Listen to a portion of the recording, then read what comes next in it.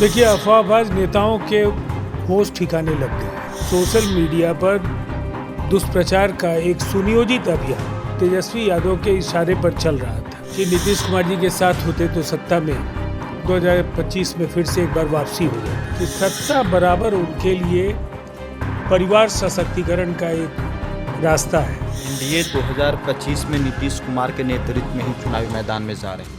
बिल्कुल, काफ़ी मजबूती के साथ हम लड़ेंगे। आरजेडी जैसी पार्टियों का सुपड़ा साफ होना तय है।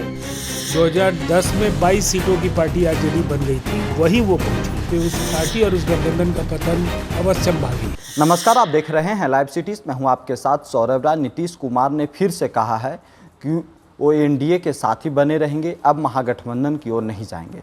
लगातार नीतीश कुमार को लेकर के बिहार में सस्पेंस बना रहता है। फिर से सस्पेंस बन गया है। मेरे साथ बात करने के लिए जेडीयू के राष्ट्रीय प्रवक्ता राजीव रंजन हैं, इनसे बात करेंगे।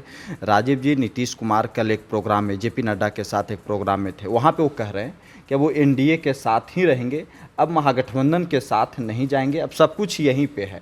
नीतीश कुमार को क्यों कहना पड़ रहा है? देखिए, अफवाहबाज नेताओं के होश ठिकाने लग गए हैं। कल नीतीश कुमार जी ने एक बार अपना संकल्प फिर से दोहराया है कि वो एनडीए के साथ लंबे समय तक काम कर चुके हैं और भविष्य में भी एनडीए के साथ रहेंगे। जो तस्वीरें, पुरानी तस्वीरें वायरल कराई जा रही थी या जो कुछ भी सोशल मीडिया पर दुष्प्रचार का एक सुनियोजित अभियान तेजस्वी यादव के इशारे पर चल रहा था, उस पर पूरी तरह से विराम लग गया है। और इसकी वजह बिल्कुल साफ है। तेजस्वी यादव को अपनी हैसियत का पता है। जमीन पूरी तरह से सरक गई उनकी और कार्यकर्ता, नेता उनकी पार्टी से दूर जा रहे हैं। जनता से राष्ट्रीय जनता दल का संवाद टूट गया है। ऐसे में उनको लगता है कि नीतीश कुमार जी के साथ होते तो सत्ता में 2025 में फिर से एक बार वापसी हो जाती।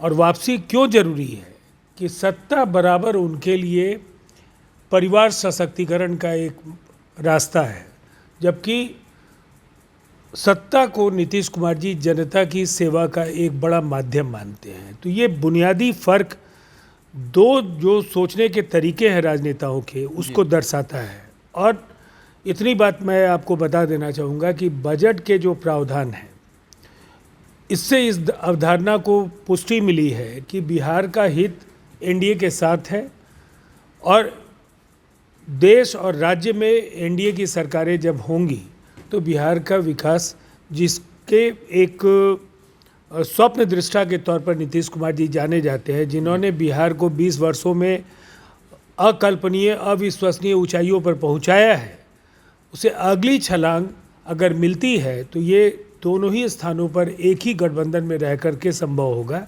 और इसीलिए ये गठबंधन अटूट है और ये चलेगा। लेकिन कुछ लोग ये कह रहे हैं कि नीतीश कुमार का मन डोल रहा है, एनडीए में सब कुछ ठीक नहीं है। आपके विरोधी लगातार ये दावा कर रहे हैं कि एनडीए के अंदर ही कुछ दलों के अंदर मनमुटाव है।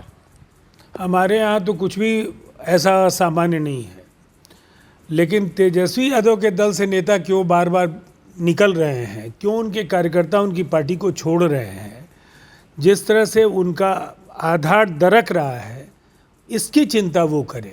राष्ट्रीय जनतांत्रिक गठबंधन देश में प्रधानमंत्री नरेंद्र मोदी जी के ओजस्वी नेतृत्व में न केवल एकजुट है, अपना कार्यकाल पूरा करेगा, बल्कि इस देश को तीसरी अर्थव्यवस्था बनाना, $5 ट्रिलियन इकॉनमी बनाना, ये जो बड़े संकल्प है उस दिशा में भी आगे बढ़ेगा। वहीं बिहार, विकसित राज्य बनने का बिहार के लोगों को लंबे समय से इंतजार है और ये इंतजार नीतीश कुमार जी की अगुवाई में ही पूरा होता हुआ दिख रहा है।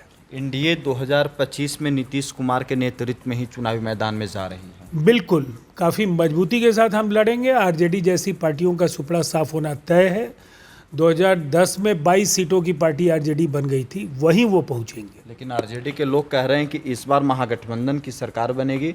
नीतीश कुमार का न तबीयत ठीक है, न पार्टी में सब कुछ ठीक है। नीतीश कुमार जी स्वस्थ हैं, शतायु होंगे, बिहार को लंबे समय तक नेतृत्व देंगे, जनता का आशीर्वाद उनके साथ रहेगा। दूसरी तरफ महागठबंधन की राह बिल्कुल ही मुश्किल है। कोई दृष्टि नहीं, कोई चिंतन नहीं नेताओं में और कार्यकर्ताओं में कोई संवाद नहीं, इसलिए उस पार्टी और उस गठबंधन का पतन अवश्यंभावी है। लेकिन आप लोग की स्थिति ठीक है, कोई मुकाबला नहीं है।